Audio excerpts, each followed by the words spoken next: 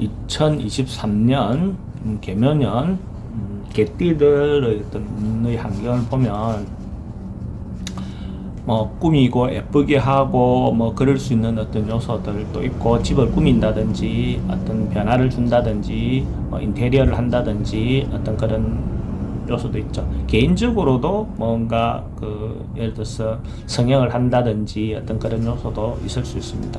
근데 특히 여자분들 같은 경우는 이런 시기에 성추행을 당한다든지 뭔가 이렇게 좋지 않은, 물리적으로 좋지 않은, 자기가 원하지 않는 어떤 그런 행위를 당할 수 있기 때문에 특히 조심해야 되는 해 중에 하나다, 그죠? 그래서 평소 때보다 좀 더 신경 써서 자기 방어에 대한 어떤 부분을 가질 필요가 있다라고 보여지고, 학생들 같은 경우는 실제로 남들인데 이제 이렇게 돋보이게 돼서 상을 받는다든지 뭐 감투를 쓴다든지 어떤 그런 요소가 있을 수 있어요. 그런 요소가 있을 수 있고, 직장인들도 진급을 한다든지 뭐 이런 요소도 충분히 있을 수 있죠. 그건 자기가 낸 아이디어가 채택이 된다든지 뭐 이런 어떤 것도 될 수가 있고, 사업하는 사람은 평소 때 자기가 갖고 있던 어떤 그런 일들이 남들인데 알려지게 되는 어떤 그런 계기가 되기도 합니다.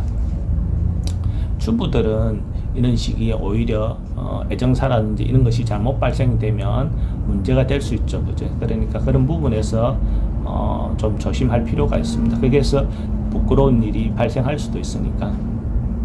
46년생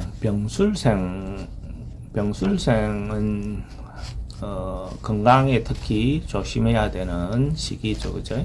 그러다 보면 뭐 경제적인 부분들도 좀 돈도 좀 나갈 수 있는 어떤 시기라고 볼 수가 있어요. 58년생 무술생은 문서라든지 어떤 부동산 관계 이런 일 처리할 때 특히 뭔가 그런 부분, 서류를 꾸민다든지 하는 일에 대해서 특히 확실히 챙겨보고 꼼꼼히 점검해 볼 필요가 있는 시기다라고 볼 수 있어요.